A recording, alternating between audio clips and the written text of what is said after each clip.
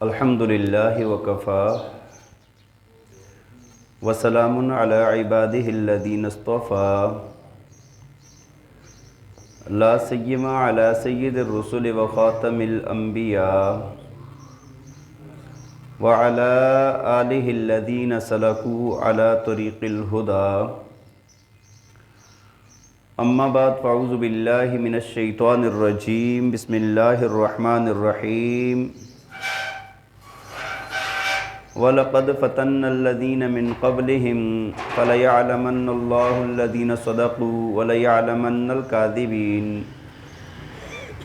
صدق اللہ العظیم وصدق رسولہ النبی الکریم ونحن علی ذلک لمن الشاہدین والشاکرین والحمد للہ رب العالمین۔ درود پاک پڑھ لیں۔ اللہم صلی علی سیدنا و مولانا محمد وعلی آل سیدنا و مولانا محمد وبارک وسلم۔ اللہم صلی علی سیدنا و مولانا محمد وعلی آل سیدنا و مولانا محمد وبارک وسلم۔ اللہم صلی علی سیدنا و مولانا محمد وعلی آل سیدنا و مولانا محمد وبارک وسلم۔ میرے انتہائی قابل احترام، قابل صد احترام و تکریم، معزز و مکرم سامعین کرام، اللہ رب ذوالجلال نے ہمیں کچھ وقت کی مہلت دے کر اس دنیا کے اندر بھیجا ہے۔ یہ دنیا ہمارے لیے امتحان گاہ ہے، یہ دنیا کوئی تماشا گاہ نہیں، یہ دنیا کوئی قیام گاہ نہیں، یہ دنیا بلکہ امتحان گاہ ہے۔ تو اس کو اللہ رب ذوالجلال نے کائنات والوں کے لیے امتحان کی جگہ بنایا ہے۔ الذی خلق الموت والحیات لیبلوکم ایکم احسن عملا۔ اللہ تعالیٰ سورہ ملک کے اندر فرماتے ہیں کہ یہ دنیا کی زندگی ہم نے تمہیں دی ہی اس لیے ہے، یہ زندگی اور موت کا سلسلہ اسی وجہ سے ہے کہ تاکہ ہم یہ پہچان سکیں، ہمیں یہ پتہ لگا سکیں کہ تم میں سے اچھے عمل کون کرتا ہے۔ تو فرمایا کہ دنیا دار المحن، یہ دنیا امتحان گاہ ہے۔ یہاں پر اللہ تعالیٰ بعض لوگوں کو دے کر آزماتے ہیں اور بعض لوگوں سے اللہ تعالیٰ لے کر آزماتے ہیں۔ اللہ رب ذوالجلال بعض لوگوں کو خوشی کے حالات میں لے آتے ہیں اور بعض لوگوں پر پریشانی کے حالات لے آتے ہیں۔ دونوں کے لیے آزمائش ہوتی ہے۔ دیکھیں، ایک طرف آپ دیکھیں گے شہنائیاں بج رہی ہوں گی، کوئی بندہ اپنی دلہن لے کے آ رہا ہوگا، ادھر سے ایک بندہ اپنے بیٹے کی شادی کے کپڑے بنا رہا ہوگا، اور دوسرے ہی طرف آپ دیکھیں گے تو ماتم برپا ہوگا اور ہر طرف غم کے حالات ہوں گے، مصائب ہوں گے۔ تو یہ دنیا کی زندگی، یہ میں نے آپ کو بتایا کہ یہ امتحان گاہ ہے۔ اللہ تعالیٰ دونوں طرف کے دونوں کے حالات لا کر بندے کو آزما رہے ہیں کہ میرا بندہ کیا کر رہا ہے۔ جب اس پر خوشی کے حالات آ جاتے ہیں تو رب تعالیٰ دیکھتے ہیں کہ یہ میرا شکر ادا کرتا ہے یا نہیں کرتا، اور جب اس پر حالات خراب ہو جاتے ہیں، غم کے حالات آ جاتے ہیں، تو اب بھی رب تعالیٰ دیکھتے ہیں کہ یہ میرا بندہ صبر کرتا ہے یا نہیں کرتا۔ وَتِلْكَ الْأَيَّامُ نُدَاوِلُهَا بَيْنَ النَّاسِ، اللہ تعالیٰ انسانوں کے درمیان میں یہ دنوں کو عدلتے بدلتے رہتے ہیں۔ کبھی ہر طرف سے خوشی کی خبریں اور کبھی ہر طرف سے غم کی خبریں، تو حالات بدلتے رہتے ہیں، حالات بدلتے رہتے ہیں۔ آج اگر آپ پوری دنیا کا آپ دیکھیں اور پوری دنیا کا معائنہ کریں آپ، تو آپ کو ہر طرف ہر بندہ دکھڑے سناتا ہوا نظر آئے گا۔ مسلمان ہیں، کفار ہیں، تقریباً آپ کو یہ دیکھیں گے کہ لوگ اپنے دکھوں کے اندر گرے ہوئے ہیں اور اپنے دکھ سناتے ہوئے نظر آئیں گے۔ ہاں، دکھ اپنے اپنے ہیں، دکھ الگ الگ ہیں، مغرب والوں کے دکھ کیا ہیں؟ ان کے دکھ یہ ہیں کہ بھائی ان کے پاس ایمان نہیں ہے، ان کا دل کا اطمینان نہیں ہے، ہر چیز موجود ہے، ان کے پاس ایمان نہیں ہے، جس کی وجہ سے وہ لوگ دکھی ہیں۔ ہمارے لوگ اس وجہ سے دکھی ہیں کہ ان کے پاس ایمان تو ہے لیکن ان کے پاس وسائل نہیں ہیں، اسباب کی کمی کی وجہ سے، وسائل کی کمی کی وجہ سے یہ لوگ پریشان ہیں۔ لیکن مسلمان اور کافر کے اندر آ کر ایک فرق آ جاتا ہے۔ پیر ذوالفقار صاحب نے لکھا اپنی کتاب میں، فرمایا کہ دونوں کے اندر آ کر ایک فرق آ جاتا ہے۔ مسلمان جو ہے نا، مسلمان یہ جب اس کے اوپر حالات آ جاتے ہیں، مشکلات آ جاتی ہیں تو یہ غمگین ہو جاتا ہے، پریشان ہو جاتا ہے، لیکن اس کا دل بے چین نہیں ہوتا۔ اور جو کافر ہوتا ہے نا، جس کے پاس ایمان نہیں ہے، اس کا دل بے چین رہتا ہے، جس کو کہتے ہیں آپ نا کہ ڈپریشن کی ایک بڑی قسم بے چینی آپ کہہ لیں۔ یہ مسلمان کے ساتھ یہ چیز نہیں ہے، اس کو غم آ سکتے ہیں، پریشانیاں آ سکتی ہیں، حالات آ سکتے ہیں، لیکن ایسی بے چینی یہ مسلمان کے لیے نہیں ہے، یہ بلکہ کس کے لیے ہے؟ کفار کے لیے ہے۔ تو بے چینی کفار کے لیے، پریشانی کس کے لیے ہے؟ مسلمانوں کے۔ لیکن حالات میں نے آپ کو بتایا کہ حالات دونوں پر آتے ہیں، اور یہ جو حالات ہوتے ہیں نا، یہ حالات بعض دفعہ نا سزا کے طور پر ہوتے ہیں، اور بعض دفعہ یہ حالات آزمائش کے طور پر ہوتے ہیں۔ حالات تو آئے نا، اور آزمائش بھی جو ہے وہ دونوں طرف آتی ہے۔ اللہ تعالیٰ آزمائش کرتے ہیں تو بعض دفعہ دے کر بھی آزمائش کرتے ہیں، اور بعض دفعہ لے کر بھی آزمائش کرتے ہیں۔ دے کر رب تعالیٰ دیکھتے ہیں کہ یہ بندہ میرے کتنا قریب ہے، کتنا میرا شکر ادا کر رہا ہے، اور جب اللہ تعالیٰ لیتے ہیں تو دیکھتے ہیں کہ میرا بندہ صبر کتنا کرتا ہے۔ لیکن یہ یاد رکھیں کہ یہ جو حالات ہوتے ہیں نا، یہ حالات دو طرح سے ہی آتے ہیں، یا انسان پر آزمائش بن کر آئیں گے، یا انسان پر سزا بن کر آئیں گے، انسان کے گناہوں کی سزا بن کر آئیں گے۔ لیکن دونوں کے اندر فرق کیسے کریں گے آپ؟ کہ جو ہمارے اوپر حالات آئے ہیں یہ آزمائش والے ہیں یا یہ سزا والے ہیں؟ آپ دیکھیں گے دونوں کے اندر فرق ہے، دونوں کے اندر آپ تھوڑی سی توجہ دیں، دونوں کے اندر فرق ہے۔ فرق یہ ہے کہ جب حالات آزمائش کے طور پر آتے ہیں نا، انسان پر آزمائش ہوتی ہے، آزمائش کی وجہ سے درجات کی بلندی ہوتی ہے، رب تعالیٰ چاہتے ہیں میرے بندے کے درجات بلند ہوں، اس کی دنیا کے اندر اس کے کیے گئے گناہ معاف ہو جائیں اس کے۔ تو اس وقت کیا ہوتا ہے کہ اس کی نشانی کیا ہوتی ہے کہ یہ حالات آزمائش کے طور پر ہیں یا سزا کے طور پر ہیں؟ آزمائش کے طور پر ہونے کی پہلی نشانی یہ ہوتی ہے کہ یہ بندہ رب تعالیٰ کی طرف اس کا رجوع زیادہ ہو جاتا ہے، انابت اللہ زیادہ ہو جاتی ہے، رجوع اللہ اس کا زیادہ ہو جاتا ہے۔ اب یہ عبادات کے اندر بہت زیادہ پابندی کرنے لگ جاتا ہے، حالات آ گئے اس پر، اس کی زندگی مشکلات میں گزر رہی ہے، لیکن اس کی کیا ہوا کہ اب بھائی یہ بندہ تکبیر اولیٰ کا بھی پابند ہے، تہجد کا بھی پابند ہو گیا، پہلے نہیں پڑھتا تھا اب اشراق کا بھی پابند ہو گیا، وابین بھی پڑھ رہا ہے، ذکر اذکار بھی کر رہا ہے، تلاوت بھی کر رہا ہے۔ پہلے عبادات کم کرتا تھا، حالات آ گئے اب عبادات زیادہ کر دی اس نے۔ سمجھ جائیں کہ اس بندے پر یہ حالات آزمائش کے طور پر ہیں، کہ رب تعالیٰ کی طرف اس کا رجوع زیادہ ہو گیا ہے۔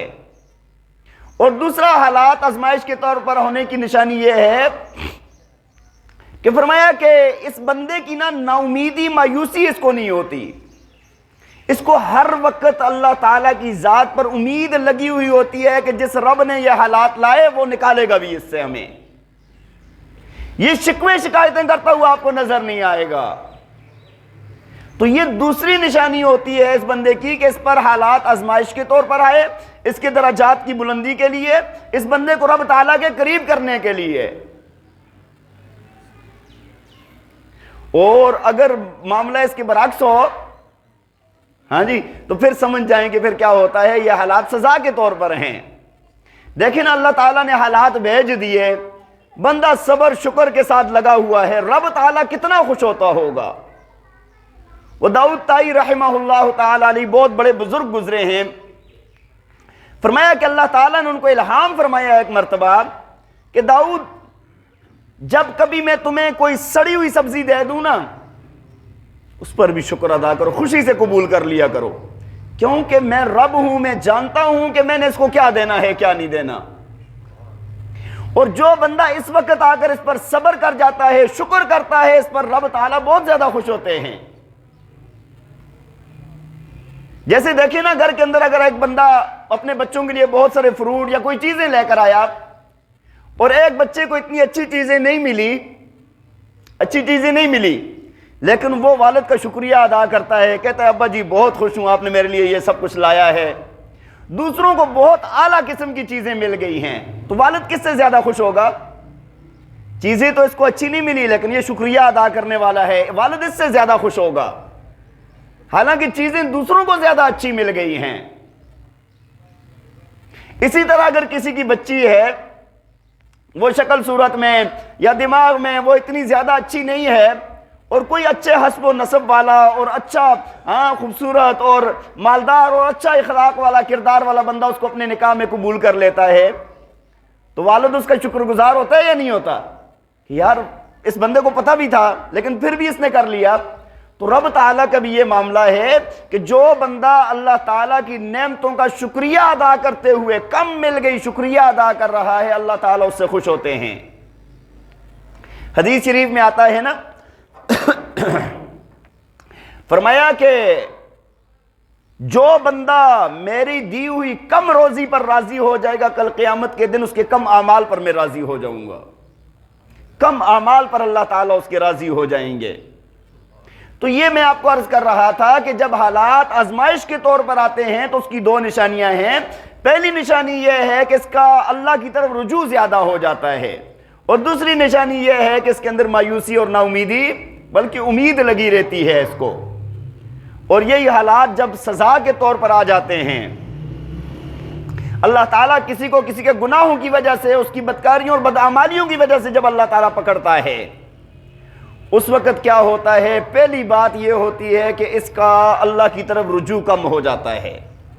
پہلے نماز پڑھتا تھا، اب نماز ہی چھوڑ دے گا۔ پہلے کدھر ذکر کی توفیق مل جاتی تھی، اب ذکر چھوڑ دے گا، تلاوت چھوڑ دے گا۔ جب اللہ تعالیٰ ناراض ہوتے ہیں تو عبادات کی توفیق چھین لیتے ہیں اللہ تعالیٰ۔ تو پہلی بات یہ ہوتی ہے کہ اس بندے کا اعمال کے اندر کمزوری آئے گی، اور دوسری یہ مایوس ہوگا، یہ نا امید ہوتا ہے، ہر وقت شکوے کرتا نظر آئے گا، یار سونے کو ہاتھ ڈالتا ہوں مٹی ہو جاتا ہے، یار میں بڑی کوشش کے ساتھ اچھا کام کرتا ہوں غلط ہو جاتا ہے۔ ہاں مختلف طرح کے شکوے شکایت، یہاں تک کہ کفریہ الفاظ لوگ نکال دیتے ہیں، نعوذ باللہ، یہاں تک لوگ کہتے ہوئے سنیں کیا اللہ کو ہم ہی نظر آ رہے ہیں، ہم تو بڑا یہ کرتے ہیں وہ کرتے ہیں۔ تو یہ شکوے شکایت ہونا اور اللہ کی طرف رجوع کا کم ہو جانا، یہ سمجھ جائیں کہ بھائی اس بندے پر اللہ نے جو حالات بھیجے ہیں وہ سزا کے طور پر بھیجے ہیں۔ ہر انسان اپنے گریبان میں دیکھ سکتا ہے، یہ ایک پیمانہ ہے ناپنے کا، بھائی میرے اوپر جو مصیبت آئی ہے، غم آیا ہے، دکھ آیا ہے، اس کی وجہ کیا ہے۔ اور جو اللہ والے ہوتے ہیں ان کی ایسی بات نہیں ہوتی، ان کا ہر وقت جیسے مرضی حالات آ جائیں، جو مرضی پریشانیاں آ جائیں، ان کا دل بڑا مطمئن ہوتا ہے۔ اوپر حالات بڑے مشکل ہوں گے لیکن دل اطمینان کے اندر ہوگا۔ اور جس طرح پیر صاحب نے مثال دی نا، فرمایا کہ ایک بندہ نا ایک شیشے کا کمرہ بنا لے اور اس کے اندر وہ کھڑا ہو، باہر تیز آندیاں چل رہی ہیں، ہر طرف درخت ہل رہے ہیں، پتے گر رہے ہیں، درخت گر رہے ہیں، دائیں بائیں گرد و غبار اڑ رہا ہے، لیکن یہ بندہ نا شیشے کے اس کمرے کے اندر کھڑا دیکھ رہا ہے، اس کے اوپر کوئی اثر نہیں ہوگا۔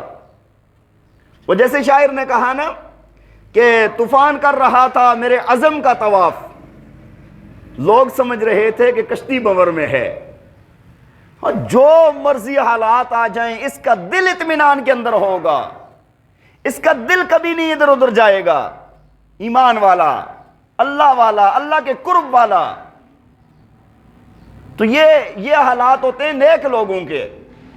تو بہرحال جو بندہ اللہ کی دی ہوئی نعمتوں پر، کم نعمتوں پر راضی ہو جاتا ہے، اللہ اس سے راضی ہو جاتے ہیں۔ بس بندہ تھوڑا سا دھیان دینے والا ہو، حالات آ جائیں جیسے مرضی حالات ہوں، خوشی کے ہوں، غم کے ہوں، ہر وقت اس کو اللہ کی طرف دھیان ہونا چاہیے۔ وہ ایک حدیث قدسی ہے نا، فرمایا کہ جب اللہ تعالیٰ نے لوح و قلم کو پیدا فرمایا، اس وقت اللہ تعالیٰ نے قلم کو فرمایا کہ لکھو، تو قلم نے جو ابتدا کے اندر جملے لکھے ہیں نا، سب سے پہلے جملے جو لکھے ہیں وہ یہ تھے، فرمایا کہ لا الہ الا انا۔ اللہ نے فرمایا کہ بھئی میرے سوا کوئی تمہارا معبود نہیں ہے، میرے سوا تمہارا کوئی معبود ہے، یہ سب سے پہلے لکھے گئے کلمات ہیں۔ وَمُحَمَّدُ الرَّسُولِ، اور محمد صلی اللہ علیہ وسلم میرا رسول ہے، محمد صلی اللہ علیہ وسلم میرا رسول ہے۔ اور اس کے بعد کے جملے بڑے دھیان دینے لائق ہیں، فرمایا کہ اللہ تعالیٰ نے آگے لکھوایا، فرمایا کہ لکھیں مَن لَّمْ يَسْتَسْلِمْ بِقَضَائِي، فرمایا کہ جو بندہ میرے فیصلوں کو تسلیم نہیں کرتا، اور فرمایا کہ وَلَمْ يَصْبِرْ عَلَى بَلَائِي، اور میری بھیجی ہوئی مصیبتوں پر صبر نہیں کرتا، وَلَمْ يَشْكُرْ عَلَى نِعْمَائِي، اور جو بندہ میری نعمتوں کا شکر ادا نہیں کرتا، فَلْيَتَّخِذْ رَبًّا سِوَائِي، فرمایا کہ پھر وہ میرے علاوہ کسی اور کو اپنا رب تلاش کر لے، کوئی اور رب ڈھونڈ لے اپنے لیے۔ پھر یہ سب سے پہلے لوح محفوظ میں یہ کلمات لکھے گئے ہیں۔ تو اللہ تعالیٰ کی چاہت یہ ہے کہ میرے بندے پر جیسے حالات ہوں، یہ میرے سامنے صبر اور شکر کرنے والا ہو۔ میرا بندہ کیسے ہو؟ اور جو بندہ اللہ تعالیٰ سے شکوے شکایتیں نہیں رکھتا، اللہ سے راضی رہتا ہے، اللہ اس سے راضی رہتا ہے۔ یہ بھی ایک پیمانہ ہے کہ بھئی ہم سوچتے ہیں نا اللہ ہم سے راضی ہے کہ نہیں ہے، دیکھیں ہم اللہ سے راضی ہیں یا نہیں ہیں۔ اگر ہم اللہ سے راضی ہیں تو اللہ ہم سے راضی ہے، اگر ہم راضی نہیں ہیں نا تو اللہ بھی ہم سے راضی نہیں ہے۔ حدیث شریف کے اندر آتا ہے، موسیٰ علیہ السلام کی قوم نے موسیٰ علیہ السلام سے عرض کی کہ حضرت ہمیں کیسے پتہ چلے گا کہ ہمارا رب ہم سے راضی ہے یا ناراض ہے؟ تو فرمایا کہ اللہ تعالیٰ نے فرمایا موسیٰ آپ اپنی قوم والوں سے کہہ دیں، میرے بندوں سے کہہ دیں، اگر یہ مجھ سے راضی ہیں تو میں ان سے راضی ہوں، اور اگر یہ مجھ سے راضی نہیں ہے تو میں بھی ان سے راضی۔ دیکھیں نا، بندہ اگر اپنے دل میں اللہ کی ذات کے متعلق شکوے شکایتیں رکھتا ہے تو اللہ اس سے راضی نہیں ہو سکتا۔ ہر وقت مطلب کہتے ہیں یار یہ ہو گیا، وہ ہو گیا، فلاں ہو گیا، ایسے ہو گیا، یہ حالات آ گئے، بچہ پیدا ہوتے فوت ہو گیا، یہ الگ الگ مسائل میں الگ الگ حالات ہیں، بیماریاں ہیں مختلف طرح کی۔ اگر ہر وقت شکوے شکایت اس کے دل کے اندر ہیں تو پھر اللہ تعالیٰ اس سے راضی؟ جو بندہ ہر وقت کہتے ہیں نا الحمدللہ علی کل حال، یا اللہ جو بھی حالت ہے یا اللہ تیرا شکر ہے، میں بڑا کمزور ہوں، مجھے حالات سے بچا، لیکن یا اللہ جو تیری طرف سے ہے میں اس پر راضی ہوں، اللہ بھی اس بندے سے راضی ہوتا ہے، اللہ تعالیٰ بھی اس بندے سے راضی ہوتا ہے۔ وہ ایک بزرگ کو الہام ہوا نا، فرمایا کہ اللہ تعالیٰ فرماتے ہیں کہ جو بندہ کہ فرمایا کہ جب تمہارے اوپر میں حالات بھیج دیتا ہوں تو تم اپنے یار دوستوں میں بیٹھ کے میرے شکوے کرتے ہو، اپنے یاروں دوستوں میں بیٹھ کر کیا کرتے ہو؟ شکوے کرتے ہو، شکایتیں کرتے ہو، یار یہ مصیبت ہے، یہ فلاں ہے، یہ ایسے ہے، یہ ایسے ہے۔ فرمایا کہ اللہ تعالیٰ فرماتے ہیں کہ یار تمہارے تو اعمال نا روزانہ میرے پاس بدعمالیاں بھری ہوئی آتی ہیں میرے پاس، میں نے تو کبھی فرشتوں میں ان کا ذکر نہیں کیا، تم روزانہ میرے شکوے کرتے ہو، میں نے تمہارا شکوہ کبھی نہیں کیا کہ تم کتنے بدعمال ہو۔ دیکھیں نا کہ اللہ تعالیٰ نے اپنی نعمتیں ہمیں اتنی عطا کی ہیں کہ اس کی نعمتیں کھا کھا کر ہمارے دانت گھس گئے ہیں، لیکن اس کا شکر ادا کرتے کرتے تو ہماری زبان نہیں گھسی نا۔ حق تو یہ ہونا چاہیے تھا کہ اس کا شکر بھی اتنا ادا کرتے کہ زبان گھس جاتی۔ نعمتیں کھا رہے ہیں، دن رات ہمارے اوپر اللہ کی نعمتیں ہیں، انعامات ہیں، صبح و شام اللہ کی نعمتوں کی بارش ہے، لیکن ہمیں وہ نہیں نظر آئیں گی۔ ہر وقت شکوے شکایت یہی چیزیں ہماری زبان پر رہیں گی۔ تو وہی انسان ایمان والا، کامل ایمان والا وہ ہوتا ہے کہ جو ہر حال میں اللہ کی ذات کے ساتھ راضی رہے، ہر طرح کے حالات، ہر طرح کی مشکلات کے اندر اللہ اپنے رب سے راضی رہے۔ نا شکرہ بندہ رب کو پسند نہیں ہے۔ وہ ایک بزرگ گزرے ہیں نا، شاہ دولہ رحمہ اللہ تعالی علیہ، بہت بڑے بزرگ گزرے ہیں۔ یہ جدھر رہتے تھے نا،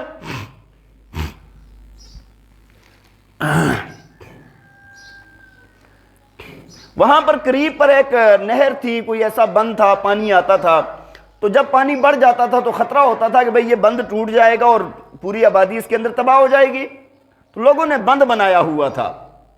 تو شاہ دولہ رحمہ اللہ جو تھے وہ وہیں پر رہتے تھے۔ ایک مرتبہ بارشیں ہوئیں، پانی بڑھ گیا، اس ندی کے اندر طغیانی آ گئی، وہ بند ٹوٹنے کے قریب ہو گیا، پانی بالکل اوپر قریب تک پہنچ گیا، تو سب کو ڈر ہوا کہ یار اگر یہ بند ٹوٹ گیا نا تو پورا محلہ گیا۔ تو سارے گئے، وہ بزرگ تھے ان کے پاس گئے، حضرت وہ بند ٹوٹنے والا ہے، دعا فرمائیں کہ اللہ تعالیٰ اس کو بچا لے، یہ لوگ بچ جائیں۔ حضرت فرمایا اچھا ادھر سے کھدال لی، کندھے پہ رکھی نا، اور لے کر وہاں پر کہاں سے ٹوٹنے والا ہے، یہاں سے، ادھر سے کھودنا شروع کر دیا۔ لوگوں نے پاؤں پکڑے، حضرت پہلے ٹوٹ رہا ہے، ہم ڈر رہے ہیں ڈوب جائیں گے اور آپ اور کھودنا شروع کر دیا۔ کہا بھائی جب میرے رب کو توڑنا پسند ہے، میرے رب کی مرضی یہ ہے کہ یہ ٹوٹ جائے، تو شاہ دولہ کون ہوتا ہے کہ میں اس کو روک لوں؟ میں ساتھ ہو کر توڑوں گا۔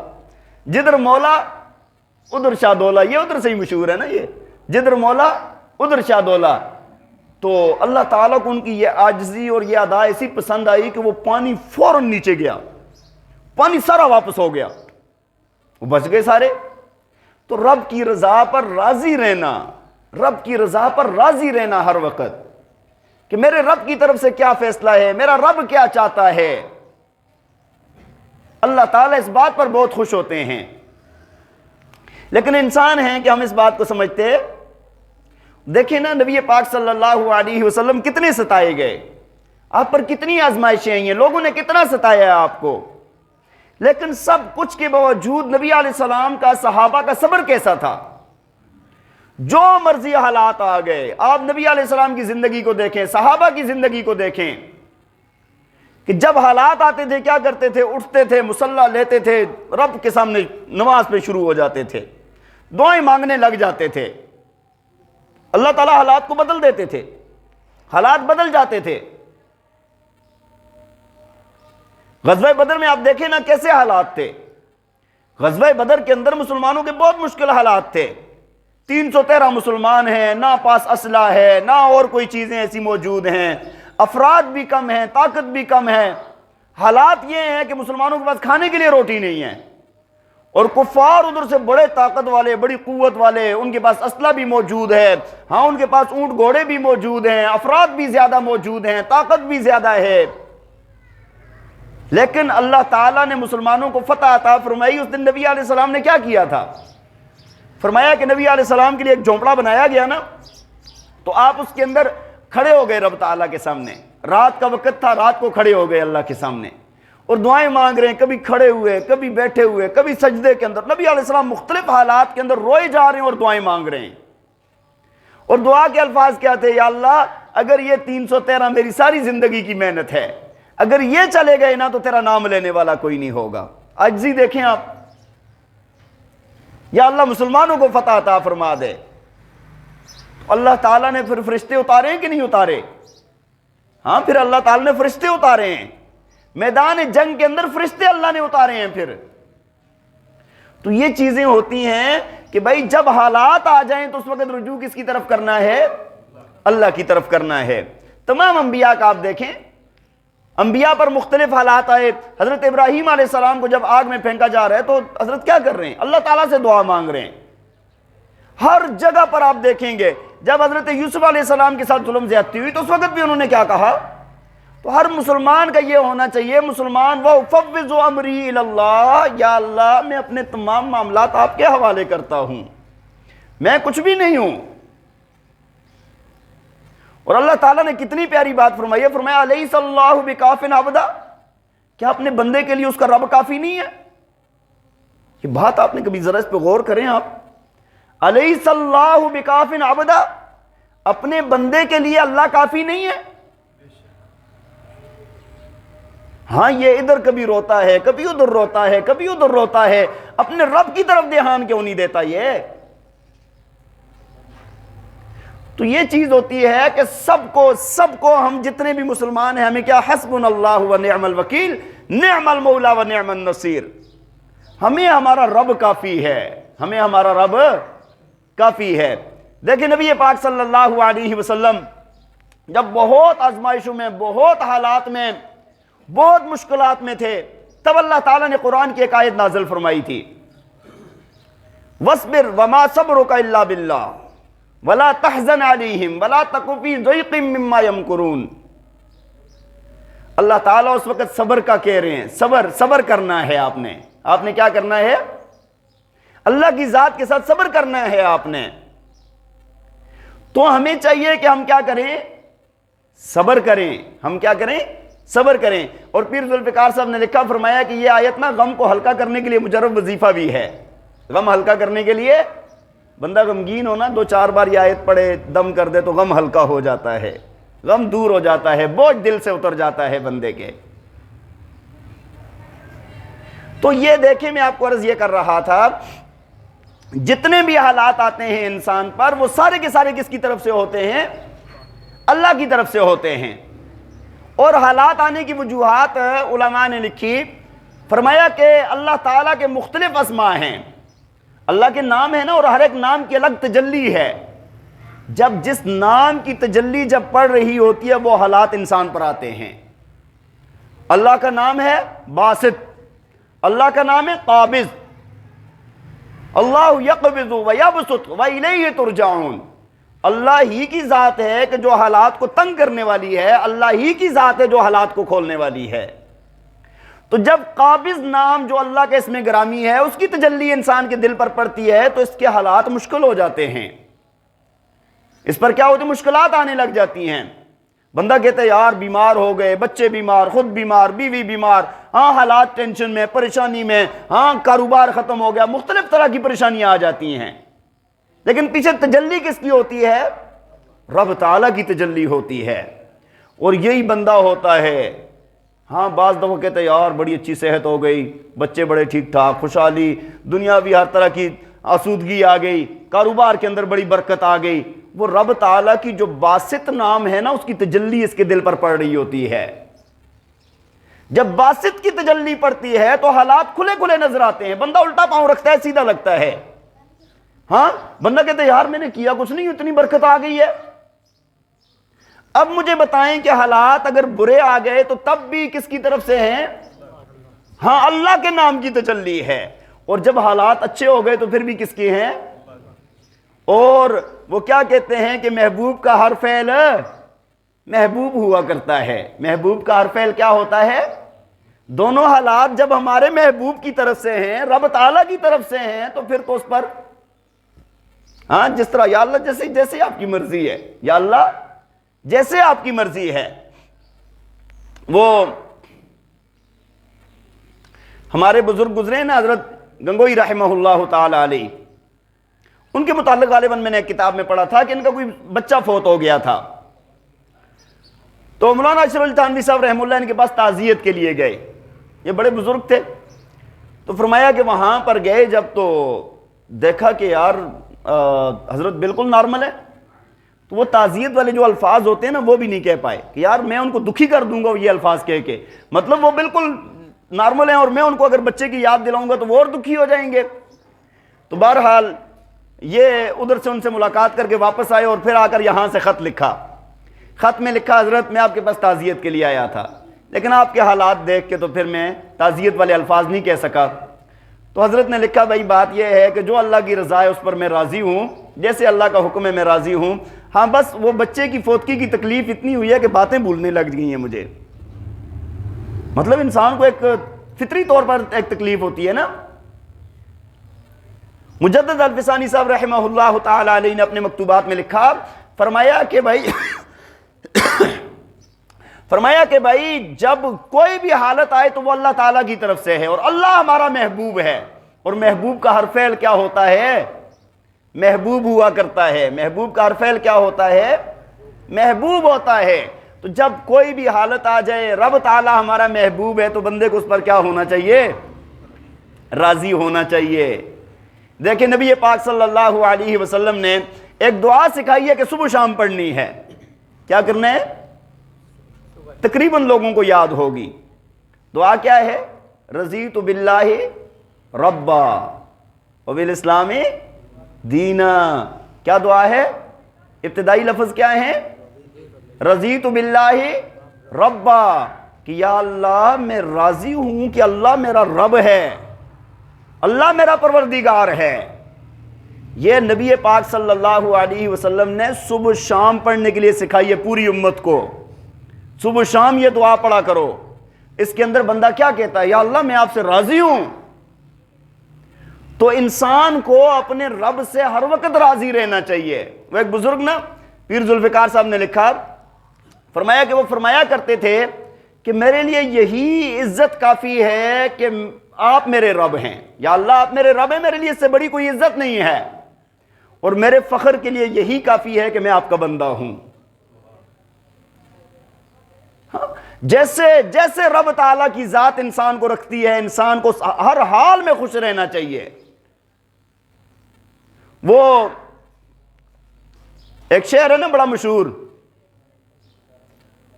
کہ نہ وصال اچھا ہے، نہ ہجر اچھا ہے، نہ وصال اچھا ہے۔ ہاں بڑا مشہور شعر ہے نا بھائی، کسی کو نا اپنے محبوب کا وصال مل جاتا ہے، کسی کو جدائی مل جاتی ہے، تو شاعر کہنے لگا کہ بھائی نہ ہجر اچھا ہے نہ وصال اچھا ہے، یار جس حال میں رکھے وہ حال اچھا ہے۔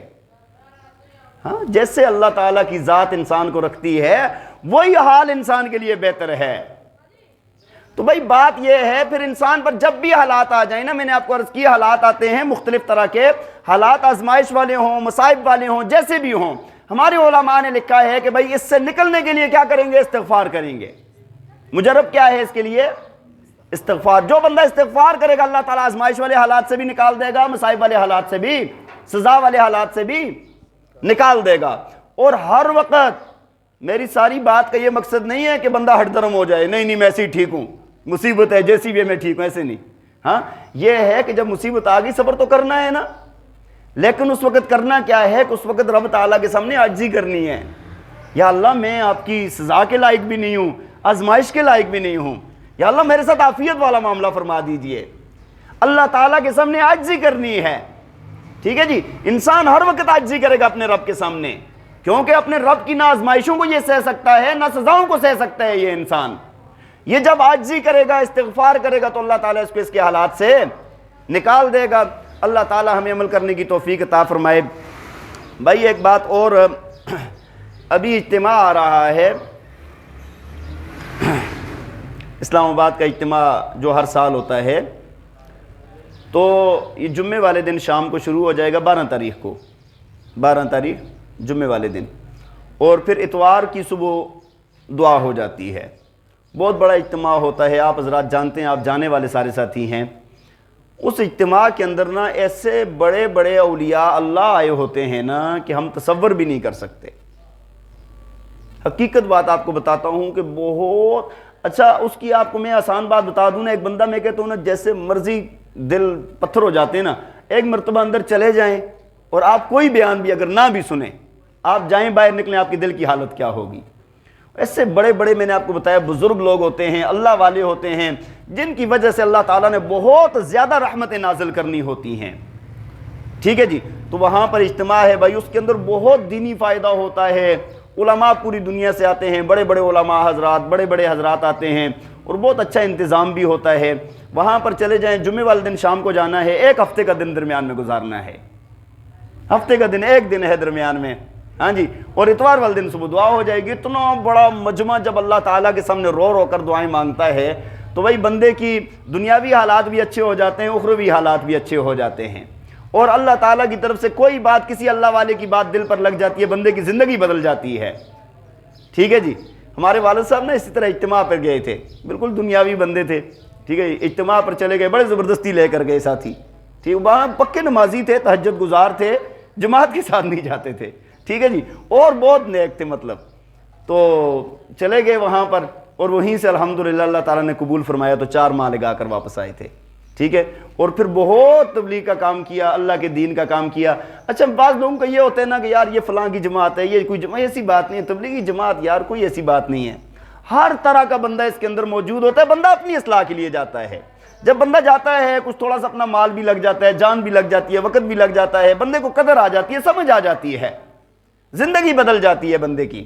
اب دیکھیں اتنے بے نمازی لوگ ہوتے ہیں جنہوں نے کبھی مسجد دیکھی نہیں ہوتی، چلے جاتے ہیں چند دن لگا کر واپس آتے ہیں تو آپ کو تہجد میں بھی نظر آئیں گے، آپ کو اشراق میں بھی نظر آئیں گے، آپ کو جماعت کے ساتھ پابندیاں کرتے ہوئے بھی نظر آئیں گے، دین کے لیے چلتے پھرتے ہوئے بھی نظر آئیں گے۔ بھائی کوشش کرنی ہے، کوشش کیا، میں کہتا ہوں سب ارادہ کریں پکا کہ بھئی ہم نے خود بھی جانا ہے، اور جو ہمارے عزیز و قربا یار دوست ہماری جہاں تک پہنچ ہے، آج کل چونکہ سوشل میڈیا کا دور ہے، ہاں جی آپ کے واٹس ایپ گروپ ہوں گے دوسرا تیسرا، اس کے اندر یہ بات شیئر کریں کہ بھئی ہم نے اجتماع آ رہا ہے وہاں پر سارے ساتھی جائیں، ایک دن کی بات ہے، جائیں، لازمی جائیں۔ اور جو لوگ اگر بہت مصروف ہیں، جتنا وقت ان کو مل سکتا ہے، جتنا وقت بھی مل سکتا ہے، اس کے اندر جا کر شرکت لازمی کریں۔ اللہ تعالی ہمیں عمل کرنے کی توفیق عطا فرمائے۔ وآخر دعوانا ان الحمد للہ رب العالمین۔